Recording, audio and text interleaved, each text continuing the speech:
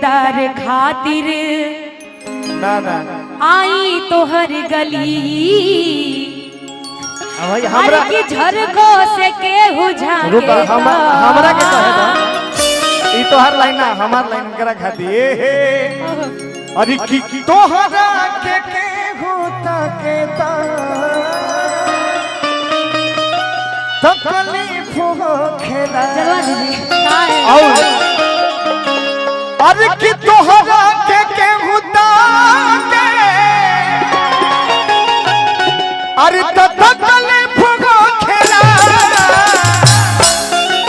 आई भैया अरे तो खिड़की से केहू जाके तकलीफ हो खेला झरको से केहू झाके तकलीफ हो तोहरा ने केहू झाके तकलीफ हो लेकिन एक स्थाई में ले चला एमे कोई भी चीज बा ए भैया अरे तो खिड़की से केहू झाके ता आवो झरको से केहू झाके तकलीफ हो लेकिन आओ भैया ए कोनो दिनवा शिकार हो भैया भैया तनी धीरे की हमरा दिल के फीलिंग है समझे हमर जान सचो वाला हां दिल के फीलिंग है ए कोनो दिनवा शिकार हो जईबू कोनो दिनवा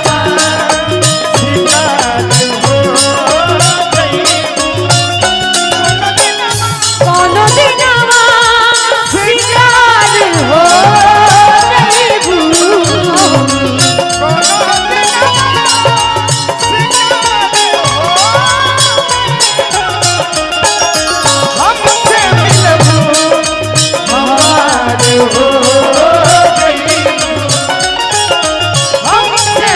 हो जईबू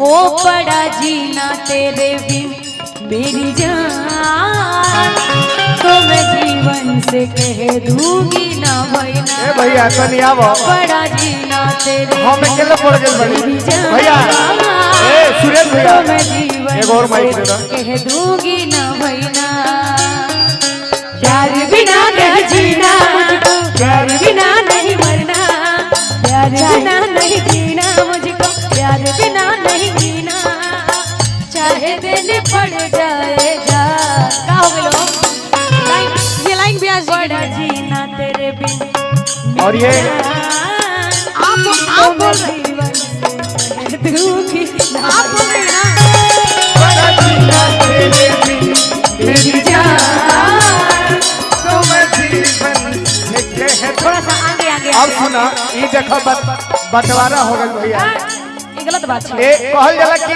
1 किलो धान में 2 किलो पैया भैया 1 किलो धान में 2 किलो पैया आ बड़की छोटकी के हम लेबा बड़की के भैया है ना अच्छा था देखिए हेलो भैया बहुत जवन चीज ज्यादा सस्ता होला कहे में वो तनी ज्यादा लेवे में कठिन होला अरे तो इहो सोचला कि जब लिया जाए तो फिर वो हल्को हो जाला यार भाई हाईलाइटिया मार डालो कि का चाहत हो कि हाईलाइटिया हम लेके घर चल भैया। जाई हां तनी जार डालो को लेके का एक तो हमने के खुदे गोर औरी डार्क मोड में चल जाएंगे अशोक भैया असली मजा में बानो हाँ आई आई तू घरे दीदार खातिर आई तो हर गली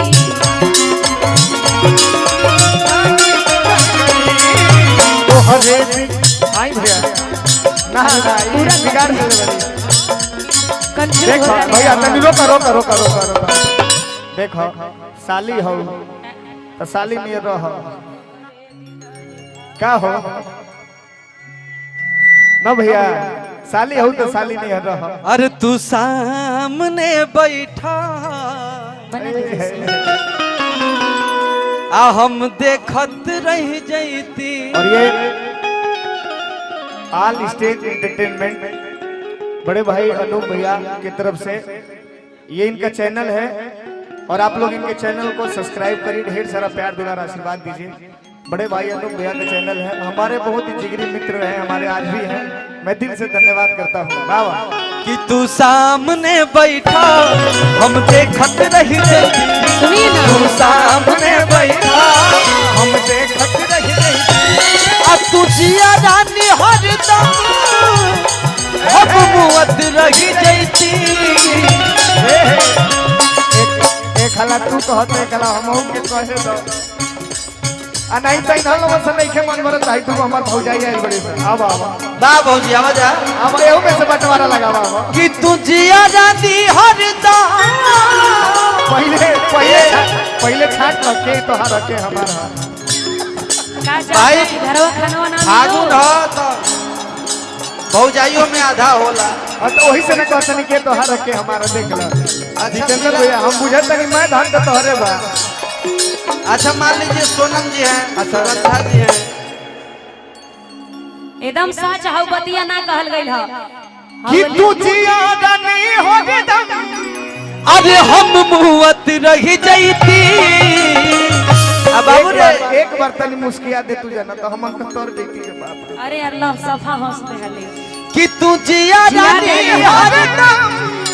जिया अरे हम मुअत रह जैती। तू सामने बैठा हम देखत रह जैती। तू सामने बैठा हम देखत रह जैती। लेकिन ये है तोहरे पवानी साना तोहरे पे बा निशाना।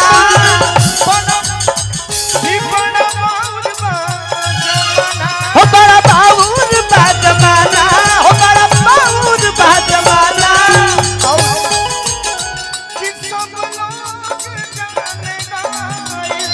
अरे जिया हो तोहरे हमारी फसाना जानी कोई तोहरे हमर फसाना।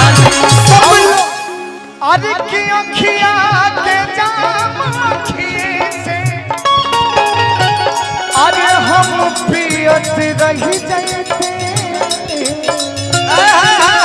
भैया हम चाहते तनी सु हिला के भैया रहो आओ अपन अपन लेके हिलावे के बाद जी जी जी आई कमर हम तनी तनी हिलाइला।